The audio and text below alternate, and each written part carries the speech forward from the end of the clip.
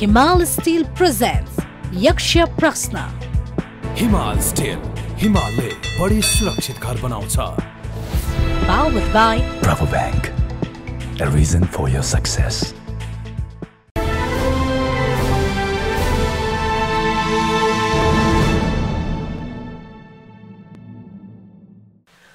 नमस्कार, यक्ष प्रश्नमा तपाईलाई हार्दिक स्वागत छ। म राजेन्द्र बानिया। यक्ष प्रश्नलाई प्रायोजन गरेको छ हिमाल स्टिलले। आजको यक्ष प्रश्न खिच्नका लागि हामी आइपुगेका छौं लुम्बिनी प्रदेशको दाङ जिल्ला अन्तर्गत रहेको बिजौरीमा।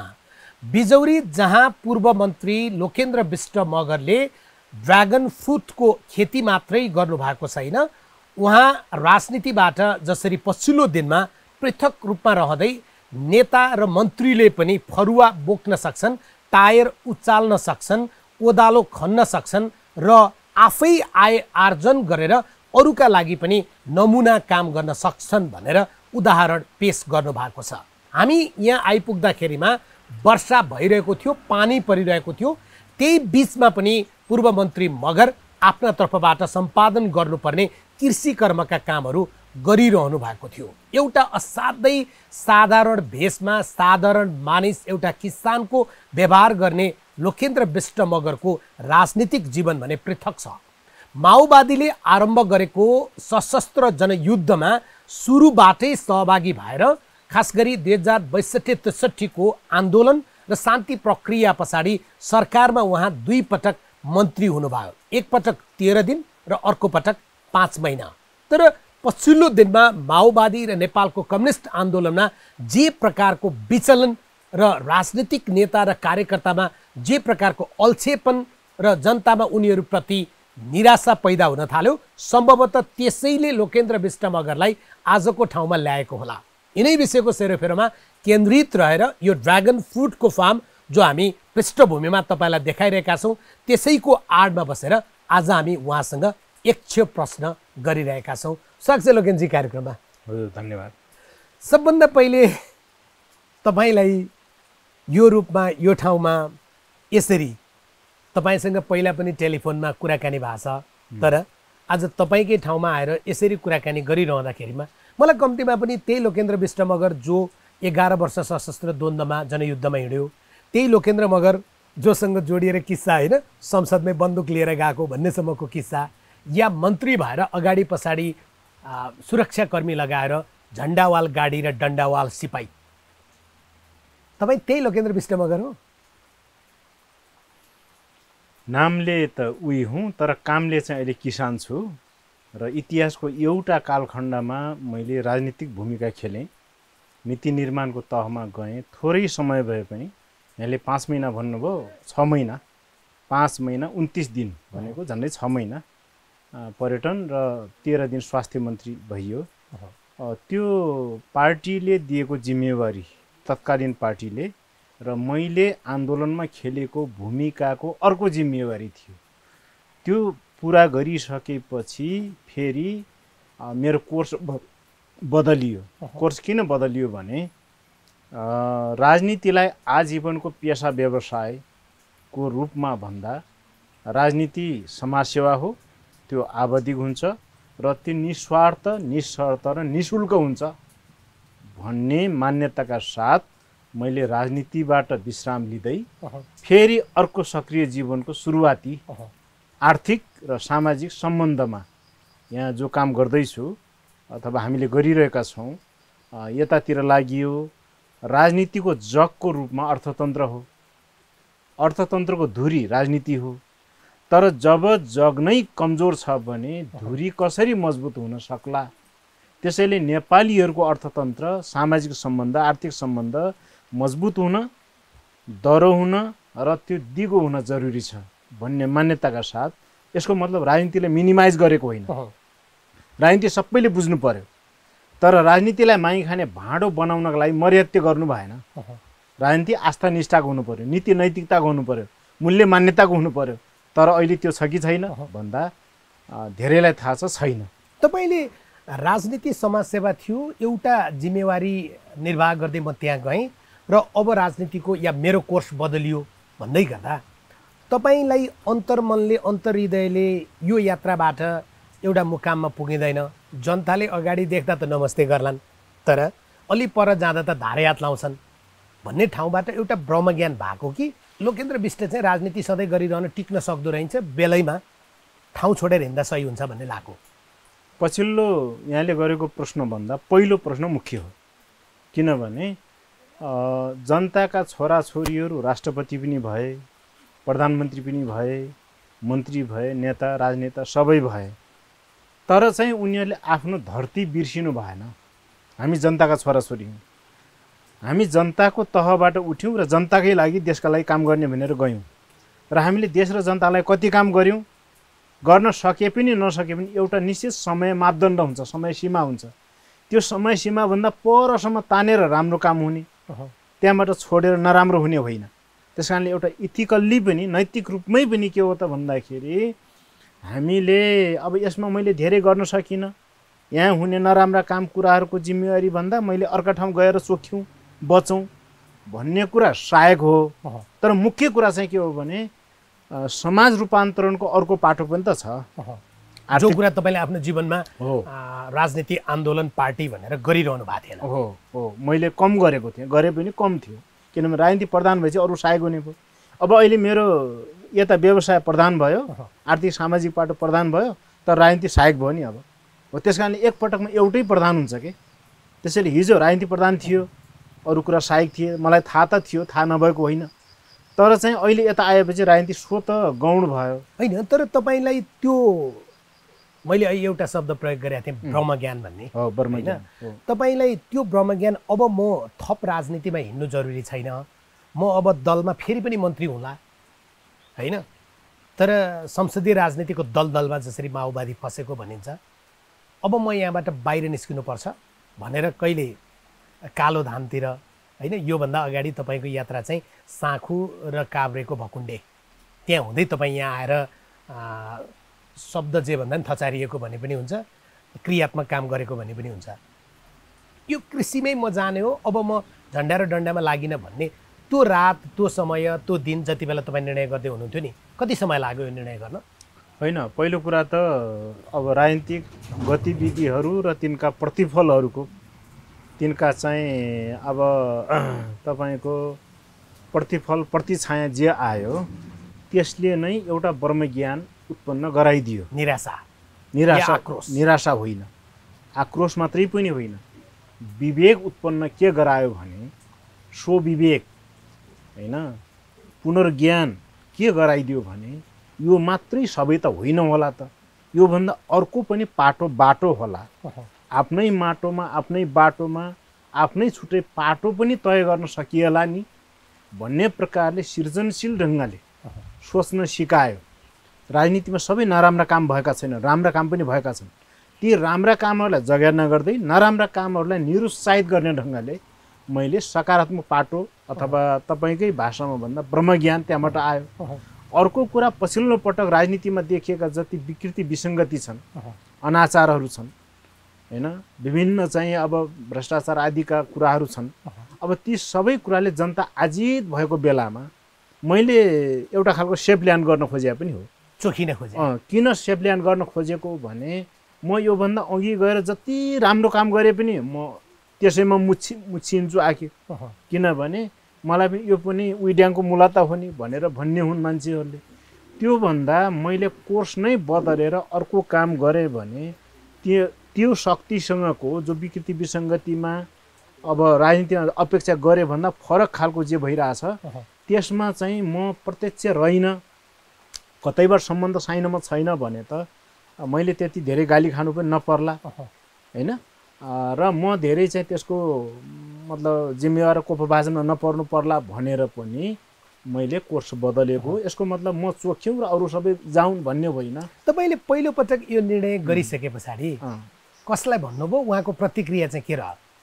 अब म राजनीतिमा अगाडि बढ्दिनँ, म कृषिमा लाग्छु, मूलधारको राजनीतिबाट म बाहिरिएँ, किनभने तपाईँ त माओवादी केन्द्रको एउटा प्रभावशाली नेताभित्र हुनुहुन्थ्यो।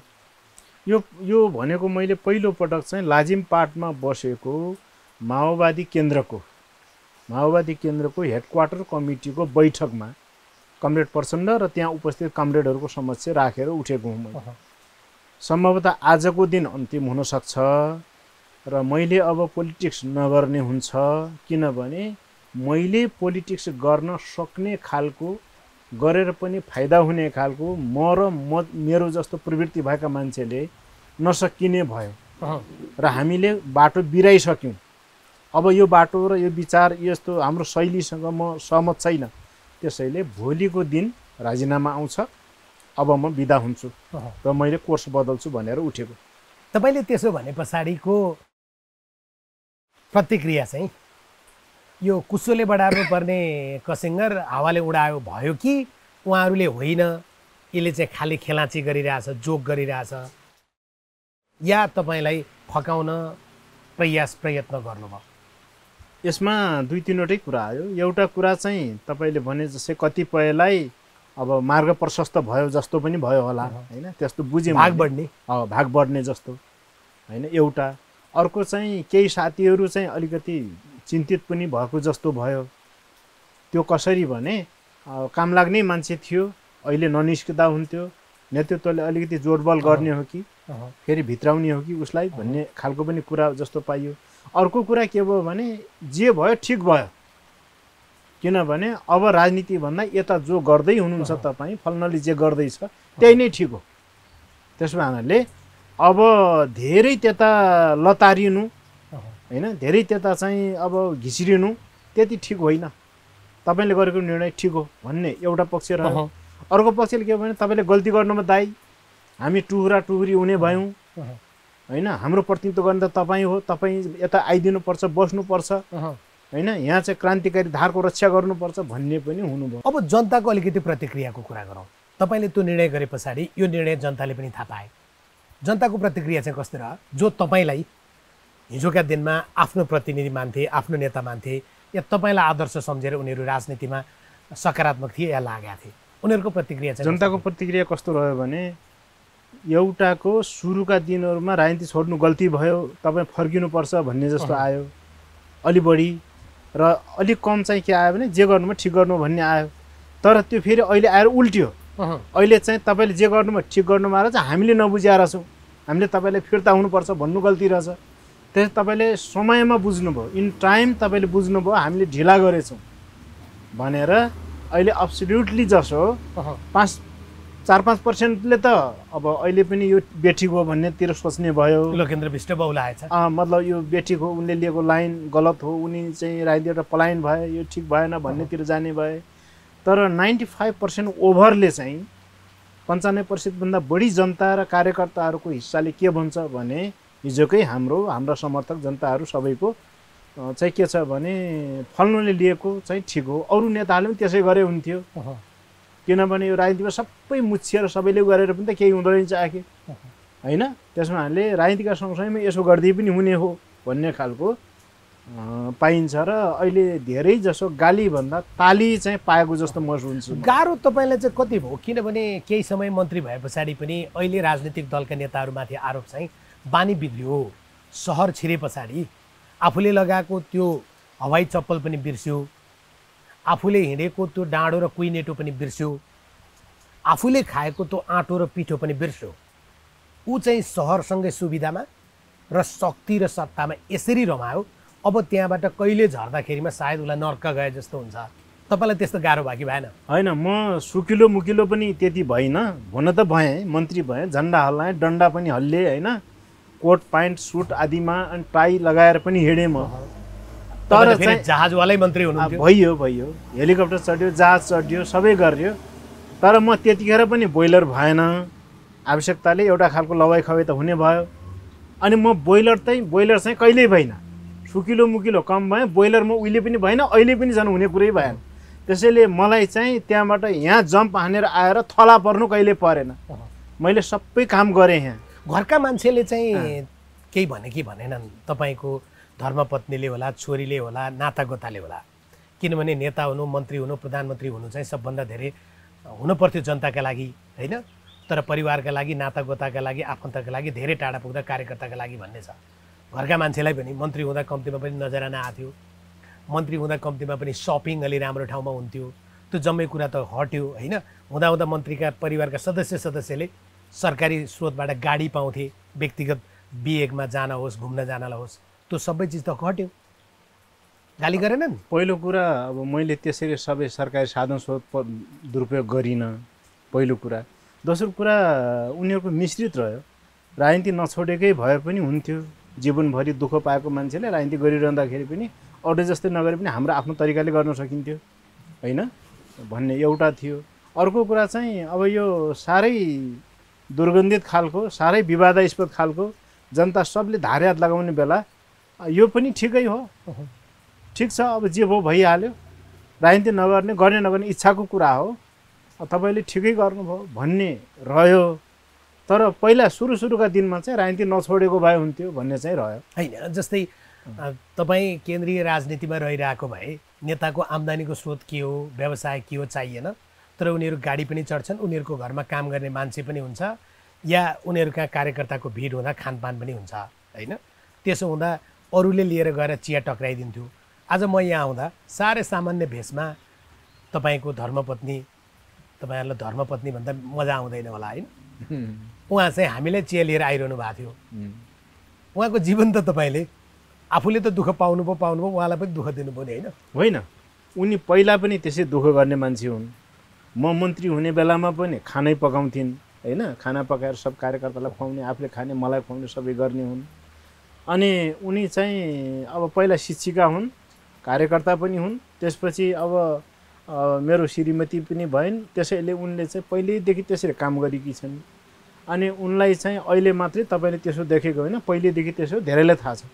अर्को कुरा चाहिँ अब हामी श्रम गर्ने परिवारको मान्छे भएको हुनाले श्रम गर्दाखेरि हामीलाई कुनै अनौठो, असहज, अप्ठ्यारो लाग्ने, ओहो हीनता बोध हुने त्यस्तो केही हुँदैन।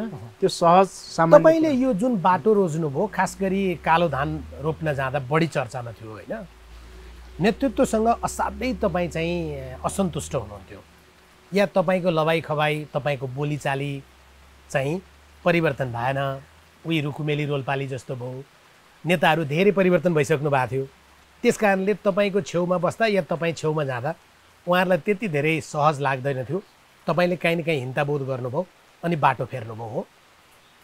मेरो लवाई खवाई र मेरो वेशभूषा आदि भन्दा पनि अलि बढी राजनीतिक वैचारिक र कार्यशैलीगत क्रान्तिको स्वरूप, बलिदान र भावी लक्ष्य, उद्देश्य, दिशा कता हो भन्ने कुरा पार्टीले बाटो करिब बिराएको जस्तो भएपछि नेतृत्वसँग अलि विवाद हुन थाल्यो।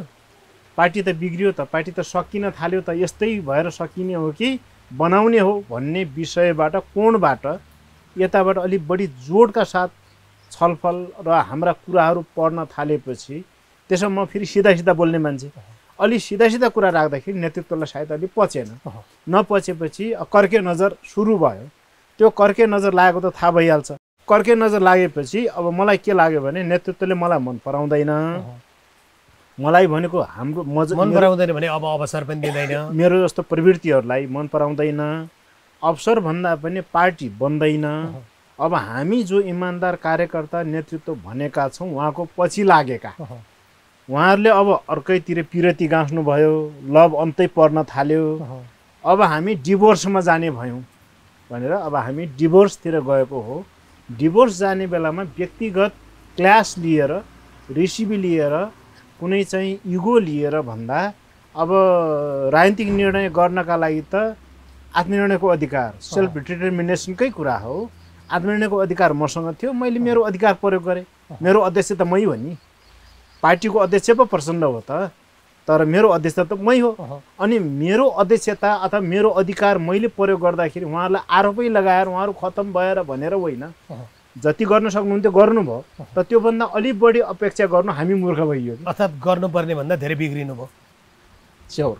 तपाईँको अन्तर्हृदयले चाहिँ अब माओवादी आन्दोलन सकियो, माओवादी पार्टी पनि नेपालमा जे उद्देश्यको लागि खोलिएको थियो त्यसले त्यो काम गर्न सक्दैन, म यहाँ रहन ठिक छैन, त्यही होइन भनेको? मूलतया माओवादी आन्दोलन पुनःसंस्कार हुन सकेन अथवा रूपान्तरण हुन सकेन। शब्दमा त धेरै भनियो, तर कर्ममा चाहिँ रूपान्तरण हुन कहिले सकेन, पुनःसंस्कार हुन सकेन। त्यो नसकेपछि उसले लिएका लक्ष्य, उद्देश्य सबै पुरा हुन सकेनन् र जसले संसार बदल्ने, फेर्ने भनेको थियो आफै फेरियो उतै। मूल नेतृत्वको टिम धेरै उता फेरियो, म फेरिन, अलिक गाह्रो भयो। त्यसले गर्दाखेरि त्यहाँबाट डिभोर्स भइयो। माओवादी आन्दोलन जुन 11 वर्ष खास गरी सशस्त्र जनयुद्ध होइन जो चल्यो र जुन ठाउँमा गएर त्यसले एउटा बैठान गर्यो, यो सबै नै गलत भएछ जस्तो लाग्छ? होइन, गलत होइन। माओवादी जनयुद्ध इतिहासको उपज हो, ऐतिहासिक परिघटना हो। त्यो आवश्यकता थियो है, त्यसलाई हेर्ने आफ्नो कोण हुने भयो। तर नेपालमा अहिले जे जति परिवर्तन भयो, राजनीतिक परिवर्तन भयो, त्यो परिवर्तन हुनुको पछाडिको मूल कुरा राजनीतिक माओवादी जनयुद्ध नै हो। 62-63 को आन्दोलन सफल हुनुको पछाडिको माइलस्टोन पनि माओवादी जनयुद्धै हो। माओवादी जनयुद्ध यदि त्यसरी पुरा ढाल बनेर आउँदैन थियो भने 62-63 को आन्दोलन कुनै चाहिँ केही भिक्के चल्ने थिएन, जोर चल्ने थिएन। त्यसैले नेपालमा राजनीतिक परिवर्तन जति भयो त्यो राम्रो भएको हो। सङ्घीयता, गणतन्त्र, धर्मनिरपेक्षता होइन, समानुपातिक समावेशी राजनीतिक प्रतिनिधित्व भन्ने जो 4 उपलब्धि छन्, यो चाहिँ त्यो राजनीतिक आन्दोलन क्रान्तिको उपलब्धि हो। तर त्यसलाई संस्थागत विकास गर्दै त्योभन्दा अझ अगाडि उन्नति प्रगतितिर जानुको अलावा स्वाट्टै तलतिर गएपछि अब अर्थ रहन्छ क्या रे? त्यो चाहिँ किन गयो होला त्यसरी तल?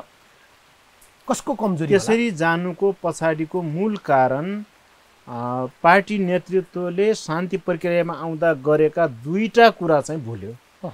एउटा शान्ति प्रक्रियामा आउने र त्यति बेलासम्म उपलब्धि भएका चिजलाई संस्थागत विकास गर्ने, रक्षा गर्ने।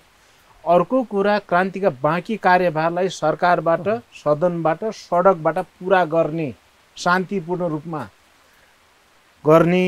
यदि सकिन्न भने फर्किने र अर्को ढङ्गले फेरि युद्ध सुरु, अर्को ढङ्गले युद्ध हुन्छ अथवा अर्को प्रकारले सरकारभन्दा बाहिर बसेर क्रान्तिको भिन्न कार्यदिशा लिएर पनि क्रान्ति पुरा गर्ने हुनसक्छ भन्ने ढङ्गले आएको हो। तर यो पछिल्लो जो क्वेसन हो नि, यो क्वेसन त पुरा हुन पाएन। त्यतातिर फर्किने कुरा पनि भएन। सुकिला मुकिलाको विरोध गर्दै आफै सुकिला मुकिला भएपछि त सकिहाल्यो। तर तपाईँले भनेको त्यो पार्टी त एउटा कालखण्डमा गएर संशोधनवादी भनेको एमालेसँग पार्टी एकीकरण, चुनावी गठबन्धनदेखि 41 महिनाको रामछाया त्यो सबै देखियो। हुँदाहुँदै त्यही पार्टीको अध्यक्ष चाहिँ कङ्ग्रेस, जसले तपाईँहरूको टाउकाको मूल्य तोक्ने प्रधानमन्त्री हुनुहुन्थ्यो, उहाँलाई नै प्रधानमन्त्री बनाउन पनि रात दिन लागिरहेको देखियो। हो, राजनीतिको अलि तितो भाषाभन्दा वेश्यावृत्ति भनेको यही हो। राजनीति भनेको फोहोरी खेल हो भन्ने पनि यही हो। पुष्टि हुने, घिनलाग्दो बनाइदिने। घिनलाग्दो भयो किनभने 2/3 मत पाएको नेपालको कम्युनिस्ट आन्दोलनमा त्यो सरकारले जति विकास निर्माणको, जनताको होइन, राष्ट्रको विकास गर्न सक्थ्यो होइन, आफ्नो पार्टीभित्रका मतभेदहरूलाई, समस्याहरूलाई हल नगरी मनभेदमा गएर व्यक्तिगत इगो र प्रतिस्पर्धा जस्तो बनाए, स्वार्थ प्रतिस्पर्धा जस्तो बनाएर अहिले जे भयो त्यो त मान्छेले जति निन्दा भर्सना गरे पनि नपुग्ने भयो नि त। त्यसो भए हुनाले यो त मैले भनिरहनै परेन। बेलामा कम्युनिस्ट पार्टी छोडिछु जस्तो लाग्छ? होइन, मैले आज कम्युनिस्ट पार्टीका विषयमा जे आलोचना भइरहेछन्, कतिपय त अब नेपालमा 2/3 को सरकार एमालेको अहिलेको नेता अध्यक्ष प्रधानमन्त्री 93 मा थन्किनु होइन, माओवादी र नेकपा एमाले फरक हुनु, माओवादी आन्दोलनका केही मान्छेहरू एमालेमा जानु, एमाले आन्दोलनभित्रका केही महत्त्वपूर्ण मान्छेहरू अहिले दलविहीन हुनु, यो जम्मै कुराले र सरकारको 3 वर्ष हेर्दा चाहिँ नेपालमा कम्युनिस्टहरूले गरी खाँदा रहन्छन् भन्ने पनि भनेको छ नि। हो, पार्टी सही भएपछि कम्युनिस्ट पार्टी गलत होइन, कम्युनिस्ट पार्टी ठिक हो। तर पार्टी विचार र व्यवहारका बिचमा चाहिँ सन्तुलन भएन। विचार एउटा राख्ने, पार्टीको नाम एउटा राख्ने, अनि पार्टीको नाम र विचारका बिचमा पनि फरक हुने, अनि पार्टीको नाम विचार र व्यवहारका बिचमा पनि फरक हुने भएपछि यो असङ्गति यहीँ पैदा भयो कि। असङ्गति र असन्तुलन पैदा भएपछि अनि पार्टीलाई र सिद्धान्तलाई सराप्ने कुरा भयो है। त्यस कारणले कम्युनिस्टहरू गलत भनेर अहिले मान्छेले झन् भन्न थाले नि। त्यसको अर्थ के त भने यसको अर्थ सिद्धान्तै गलत त होइन। उसो त कङ्ग्रेस पार्टी लिएको समाजवादी लोकतान्त्रिक बाटो भनेको उनीहरूको पनि गलत हो त होइन नि? गलत कुनै पनि पार्टीको सिद्धान्तको कार्यान्वयन समस्या, सिद्धान्त कहिले पनि गलत हुँदैन है। तर त्यो त्यसको कार्यान्वयन जो हो, इम्प्लिमेन्टर र इम्प्लिमेन्ट गर्ने जो तरिका, मेथड हो नि, त्यो गलत हुन्छ के। त्यसैले मैले अहिले पनि आइडियोलोजी छोडेको होइन नि, म अहिले पनि माओवादी हुँ।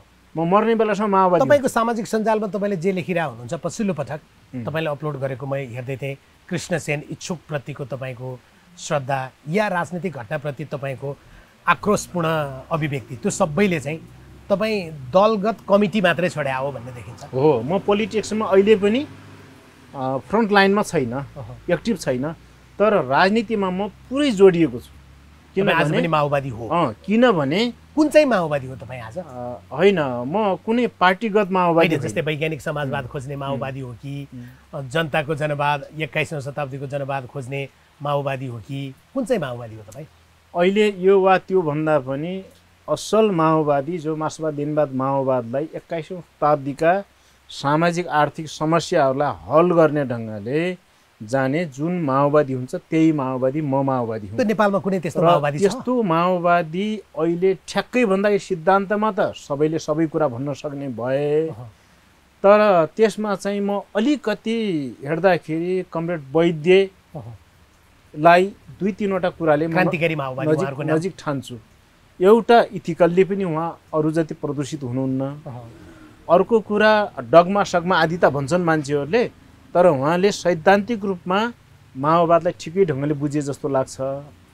र अर्को कुरा चाहिँ के भने नेतृत्वले छलढाँट नगर्ने र इमान्दारिताको पाटोबाट मैले उहाँको सदस्य त होइन, म सदस्य त दिन आउनु कसैको छैन। यति सुनेपछि म कसैको छैन।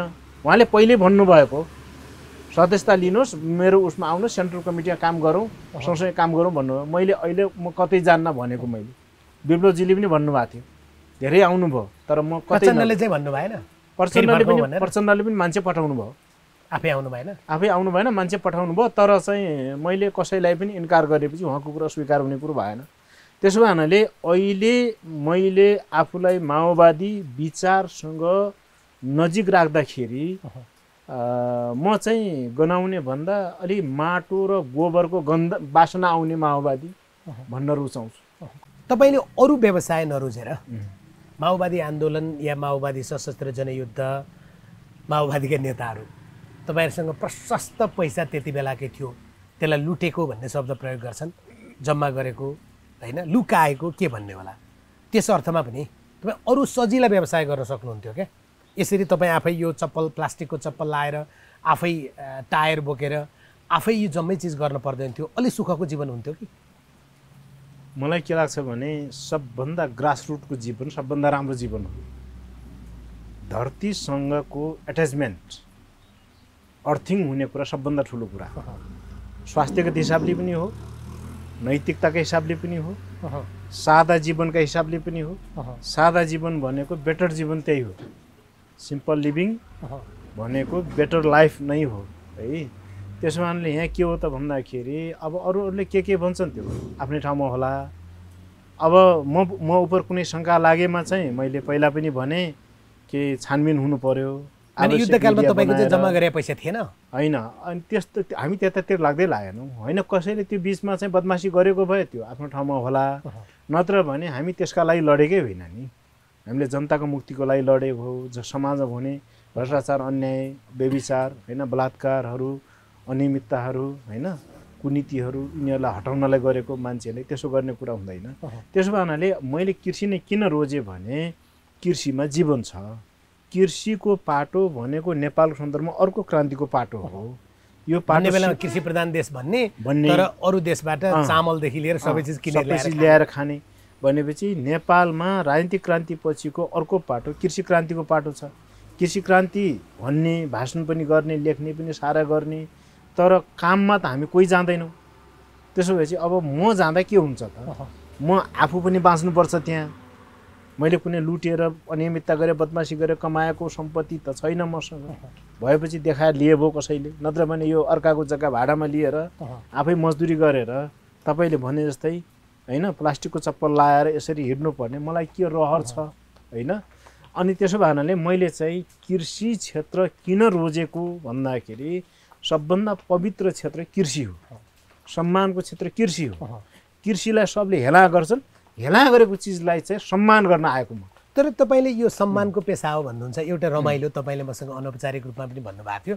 त्यो किस्साको कुरा गरौँ न, भकुण्डेमा हुँदाको होइन, तपाईँ लाइक कोही व्यक्तिले सोध्यो होइन, त्यो तपाईँ नै भनिदिनुहोस्, तपाईँलाई सबैले मन्त्रीज्यू किन भन्छन् भनेको विषय चाहिँ हाम्रो समाजको दृष्टिकोण हो नि त, त्यो एकचोटि कुरा गरौँ न। त्यहाँको म दुईवटा कुरा भन्नु है भगुन्डेको छोटोमा। म भगुन्डे बेसीमा कालो धानको खेती गर्ने बेला बिहानै मैले चाहिँ अलि बिहानै गएर कुलो लगाएर अनि फरुवा काँधमा हालेर लाउनु पर्यो, हिलाम्मे भएर हाफ प्यान्ट च्यातिएको हाफ प्यान्ट लगाएर अनि त्यस्तै हिलो मैलो भएर आउँथेँ। अनि चिसो हुन्थ्यो, त्यसपछि म चिया खान बस्थेँ चिया पसलमा। चिया पसलको साउजीले नै के भन्नु भने एक दिन चाहिँ तपाईँलाई यो मन्त्री भनेर मान्छेले किन जिस्काएका हँ भनेर भन्नुभयो। अनि मैले अब के जवाब दिने, मलाई चाहिँ गाह्रो पर्यो। अनि त्यसपछि थोरै पछाडि अरू मान्छेहरू आए, उनीहरूले चिया खाउँ भने, अनि मलाई देखेपछि नमस्कार मन्त्रीज्यू भने। अनि त्यसपछि ती मान्छेहरू झन् दङ्ग परेर हेरे। अनि उनीहरूलाई नै साँची राखेर मैले के भने साउजीलाई बुझाउन, हो हजुर म मन्त्री नै हो, अहिले त किसान छु, हिजो मन्त्री थिएँ, स्वास्थ्य मन्त्री पर्यटन मन्त्री भए हुँ, त्यसैले मन्त्री भनेका हुन्, म मन्त्री नै हो, तर मन्त्रीले काम गर्छन् भन्ने कुरा त उहाँलाई थाहा थिएन। अनि उहाँले मन्त्रीले कोदालो बोक्छ भन्ने कुरा त कसरी पत्याउनु? त्यसरी हाफ प्यान्ट लगाएर हिलाम्मे भएर त हिँड्छ भन्ने कुरा अहिले प्रदेश एकमा नि एकजना मन्त्री हुनुहुँदो रहेछ, उहाँ चाहिँ गाउँमा जाँदाखेरिमा आफ्नो गाई भैँसीलाई घाँस काट्नु हुँदो रहेछ, त्यो न्युज बन्यो, खबर बन्यो। किनभने त्यो हाम्रो लागि नयाँ भयो, तपाईँले भनेको त मन्त्रीले काम गर्नु हुँदैन भने जस्तो। त्यस्तै जसो एउटा यो भयो।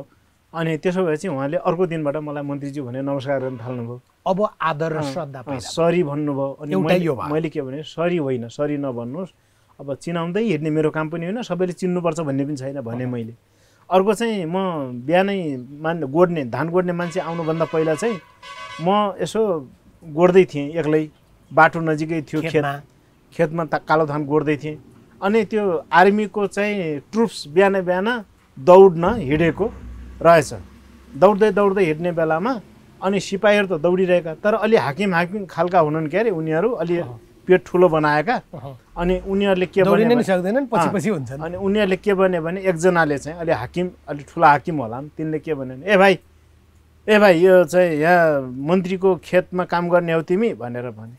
हजुर हो भने। तपाईँलाई? मलाई। अनि त्यसपछि मन्त्री कहाँ हुनुहुन्छ भनेर, काठमाडौँतिर जानुभएको छ भने मैले। अब मै हो मन्त्री भन्दा उसले पत्याउने होइन, काठमाडौँतिर जानुभएको छ भने। कहिले आउनुहुन्छ, मलाई चाहिँ कर साहबले अथवा के साहबले खोज्नु भएको छ, सोध्नु भएको थियो, भेट्ने काम छ अरे भनेर भनिदिनु है। हस् हजुर भने। अनि उनीहरू गराब गरेर गए। तपाईँ जब दाङ आउनुभयो होइन, यो दाङ त तपाईँका लागि किनभने रुकुमबाट धेरै मानिसहरू झर्ने आउने ठाउँ, भौगोलिक हिसाबबाट पनि सहज ठाउँ देखियो। यो ड्रागन फ्रुट नै चाहिँ किन?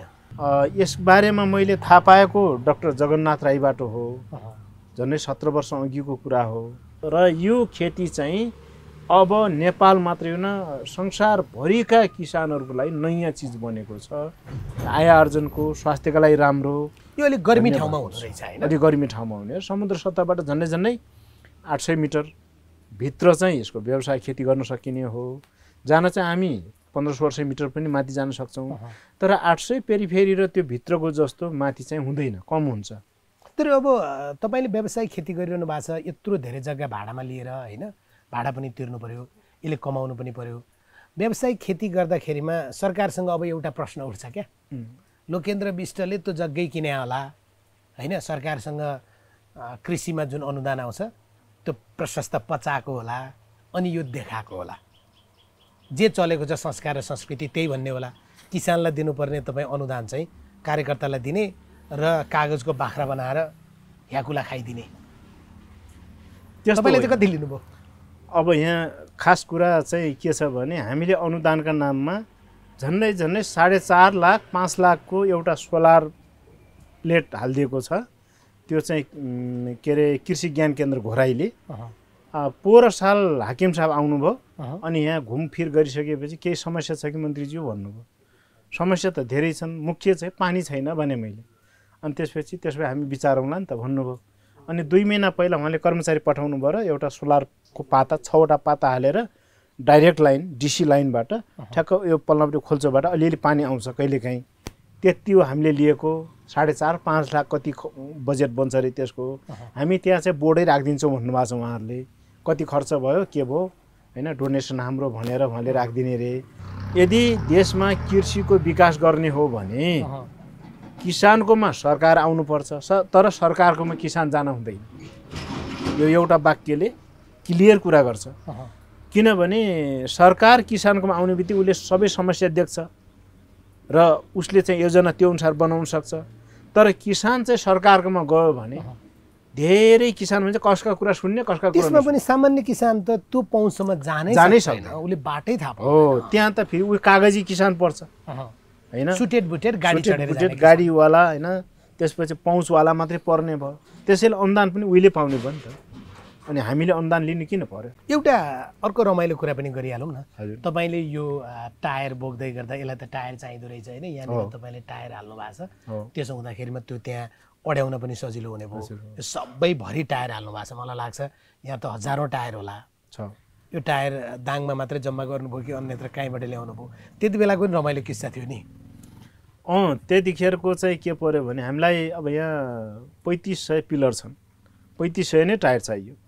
यो टायर एउटा ठाउँ भनेर मात्रै त पुग्ने कुरा थिएन। तुलसीपुर, घोराई, लमई अनि त टाटारा अनि यहाँका साना साना पसलहरूमा पनि जहाँ बाइक रिपेयर गरिन्छ, मोटरसाइकलको पुराना थोत्रा टायर हुने नि, अब त्यो ल्याउनका लागि हामी ठाउँ ठाउँ भन्थ्यौँ अनि त्यसपछि जान्थ्यौँ। र एक दिन चाहिँ के भयो भन्नुहुन्छ भने गाडी लिएर अनि त्यसपछि भगाभग टायर लोड गर्दै थियौँ। म र मेरो अर्को चाहिँ टायर उठाएर हाल्दै पार्टनर, हामीले टायर चाहिँ लोड गर्दै थियौँ गाडीमा उठाएर।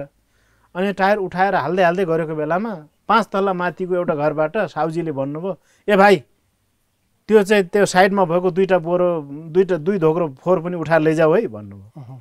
यसो हेरेको अलि खानदानकै मान्छे जस्तो लाग्यो। 5 तल्ला माथिबाट त कसले भन्नु, घरबेटी होला। हस् हजुर भन्यो, आफ्नो खुरुखुरु काम गर्यो। त्यहाँबाट हिँड्यो। किन हाल्नु, त्यो त हस् भन्दिनँ पर्यो, उहाँले भनिहाल्नु भयो। अब ठिकै छ नि, अब हामी लग्दैनौँ भने झारा गर्नु त भएन। अनि उहाँले ठान्नुभयो कि कबाट खरिद गर्ने, फोहोर उठाउनेवाला हुनु भन्ने हुन्छ। यही आएर चाहिँ लोकेन्द्र विष्ट बौला आएछ भन्छ नि, भन्दैन? होइन, पहिला भने हामीले यहाँ काम गर्दै गर्दाखेरि यो कहाँका चाहिँ बिना कामका मान्छेहरू, बुद्धि भ्रष्ट भएकाहरू, ये बौलाएका मान्छेहरू, काम नलाग्ने मान्छेहरू के गर्दैछन्? पिलर गाड्दैछन्, सिउडी लाउँदैछन्। यस्ता डाँडामा सिउडी हुन्छ, सिउडी खेती गर्ने कहाँका मान्छे हुने, बुद्धि नभएकाहरू, खत्तम भएकाहरू भनेर यता हिँडे मान्छेहरू। त तिनै मान्छे आएर अहिले के भन्छन् त भन्दाखेरि हामी त खत्तम पो रहेछौँ त, हिजो त्यसरी गाली गरी तपाईँले त यस्तो भनेको हामीले भनेर अहिले आफै भन्छन्। फेरि राजनीति गर्दा कमाइ धेरै हुँदो रहेछ कि यो खेती गर्दा? होइन, राजनीति गर्ने बेलामा आर्थिक कमाइ गर्नेहरूले कति गर्छन् त्यो मलाई थाहा भएन। राजनीति गर्दाखेरि राम्रो काम गरेपछि अब आस्था निष्ठाको कमाइ होइन, जनताको मतको कमाइ हुने हो, जनताको होइन आत्मा मनको कमाइ हुने हो, धनको होइन। तर अब खेतीबाट बैङ्कमा चाहिँ ब्यालेन्स गर्ने, घर बनाउने, ठुला बङ्गला बनाउने, गाडी किन्ने कृषिबाट, यस्ता कृषिबाट त्यति हुँदैन। किनभने यो त सानै छ नि, कति ठुलो हो र। तर मान्छेको सपना त त्यस्तै हुन्छ नि त लोकेनजी। किनभने एउटा मेरो घर होस्, एउटा मसँग गाडी होस्, मसँग बिरामी पर्दा, किनभने हाम्रो देशमा सरकारले उपचार गरिदिँदैन, कोरोनाको बेलामा समेत उपचार नपाएर, अक्सिजन नपाएर मान्छेहरू मर्ने अवस्था देखियो। त्यसका लागि त कम कृषिबाट पनि मान्छेले त्यो सबै गर्न सक्ने भए पो मान्छे कृषिमा आउँथे कि होइन? अब धेरै ठुलो सपना देखेर पनि सपना पुरा नभए निराश हुनुपर्छ कि। निराशाको परिणति दुईटा हुन्छ, कि बौलाउने कि मर्ने है, कि बौलाउने कि मर्ने नै हो। अब निराशाबाट विक्षिप्त भयो भने मान्छे कि मर्छन् कि बौलाउँछन्। तर चाहिँ हामीले सपना धेरै ठुलो भन्दा आफ्नो घाँटी हेरी हाड नेल्ने भने जस्तै आफूले कति सकिन्छ त्यति नै सपना देख्ने हो कि। अहिले मैले अमेरिकाको राष्ट्रपति हुन्छु भनेर त हुँदैन नि। अहिले म मेरो आफ्नै परिवारको राष्ट्रपति हुन्छु भन्ने सुहाउँछ अहिले है। तपाईँको अध्यक्ष नि तपाईँ, परिवारको राष्ट्रपति पनि मै, कमान्डर पनि मै, नेता पनि मै भन्न सुहाउँछ मलाई होइन। तर चाहिँ के हो भने अब अलि ठुलो, मैले अहिले भर्खरै म अब घरैमा 5 तले घर बनाउँछु, 2टा गाडी किन्छु भनेर म चाहिँ बौलाउने मेसो हो त्यो। त्यसो गरेपछि म त्यो पुरा गर्न सक्दैन। अनि बौलाउनु कि मर्नुपर्छ। मनको कमाइ, सन्तुष्टिको कमाइ भन्ने फरक चिज हुन्छ। सबभन्दा ठुलो कुरा सन्तुष्टिको कमाइ हो। किनभने यसमा कसैलाई जी हजुरी गर्न जानु छैन, कसैलाई ढोकबेट हर्जाना चराउनु छैन होइन, कसैको तर फेरि खाजा लाउनु पनि पाइँदैन, रातो कार्पेटमा हिँड्न पनि पाइँदैन, अगाडि पछाडि कार्यकर्ता पनि पाइँदैन। तपाईँहरूलाई त नमस्कार खाने बानी परे हुन्छ, नमस्कार नपाएको दिनमा त बेलुका भात रोज्दैन नि त। अहिले चाहिँ के छ भने पहिला त्यो रातो कार्पेट पनि हिँडियो, अब सबै खादा सादा सबै लाइयो, फुलमाला पनि लाइयो, सबै गरियो। त्यो पनि एक जमाना थियो। तर कुरै गर्नुहुन्छ रेकर्ड राख्ने भने पहिलाभन्दा नमस्कार गर्ने अहिले धेरै आउँछ। निन्द्रा चाहिँ कतिको लाग्छ? निन्द्रा पहिलेभन्दा अहिले धेरै लाग्छ, किनभने त्यतिखेर शारीरिक काम हुँदैन थियो। त्यो चिरिप्प गरेर लाग्छ कि नगरिकन? त्यो चिरिप्प गर्ने मेरो बानी छैन। अब कहिलेकाहीँ मगरको छोरो भएको हुनाले कहिलेकाहीँ साह्रै थाकेको बेला कहीँ हुँदाखेरि खोजी होइन, अम्मली होइन, कहिलेकाहीँ त हुने कुरा भयो होइन। अब 50-60 ml जसो होइन, त्यो पनि छ्याङ आदि इत्यादि कहिलेकाहीँ हुँदा होइन, घरमा राखिन्न। नत्र चाहिँ त्यो नभएर मुख्य कुरा श्रम गरिन्छ। श्रम गरेपछि अब थकाइ लाग्छ, खाना धेरै खाना टन्नै खाइन्छ, भोक लाग्छ, थकाइ लागेको हुन्छ। अनि अरूले स्लिपिङ ट्याब्लेट खान्छन्, चिरिप्प पार्छन् होइन, म आफूलाई केही पार्नु पर्दैन, त्यत्तिकै भग्लकै सुतिन्छ नि। किन चाहियो त्यो चिरिप्प? किन पार्नु पर्यो? अरू किन चाहियो? सबभन्दा सुखी जीवन यही त हो।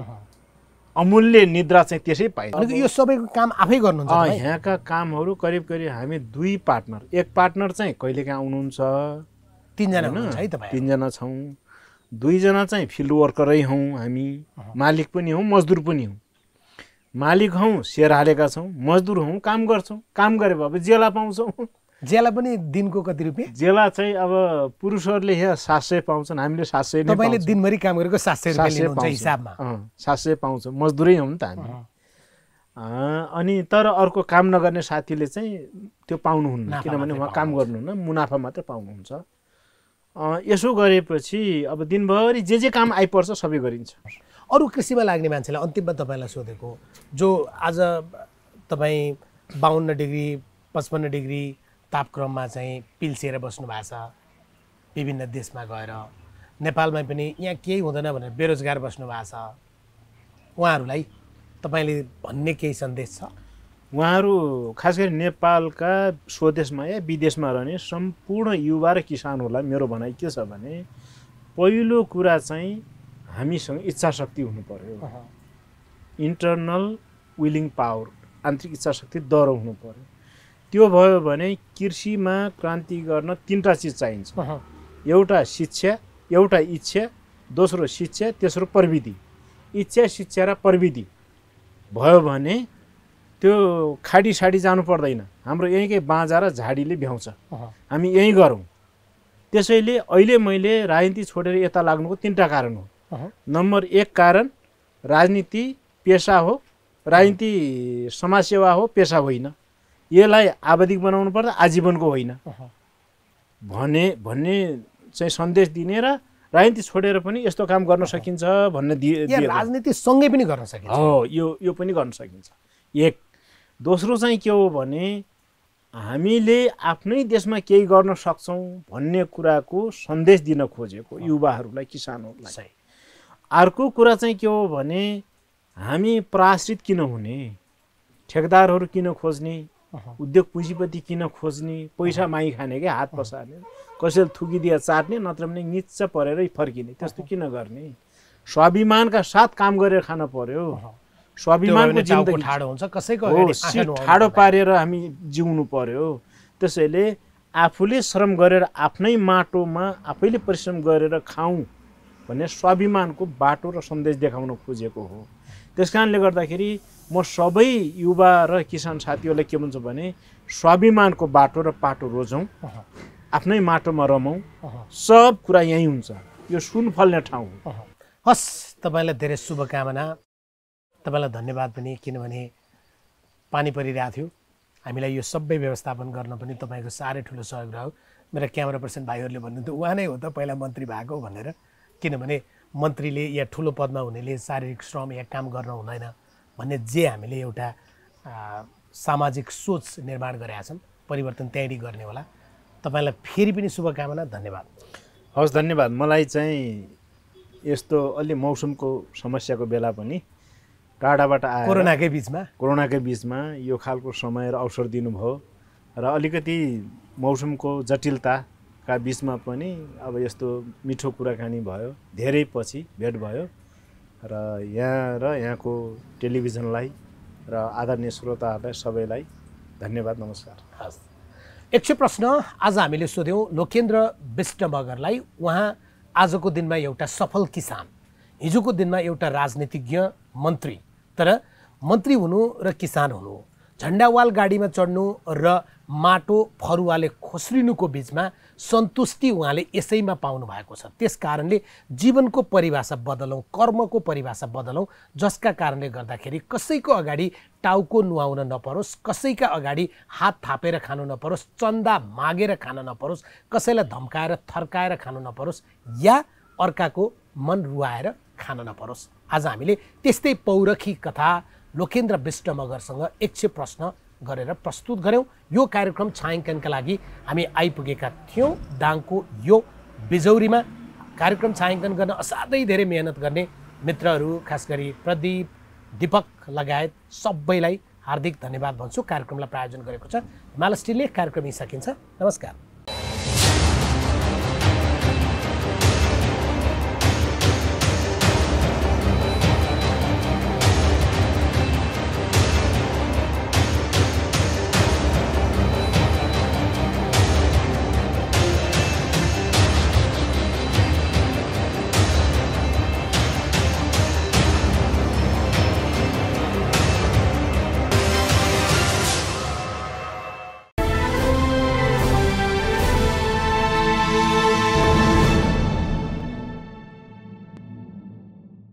हिमाल स्टिल प्रेजेंट्स यक्ष प्रश्न। हिमाल स्टिल, हिमालले बढी सुरक्षित घर बनाउँछ। Powered by Rabobank, a reason for your success.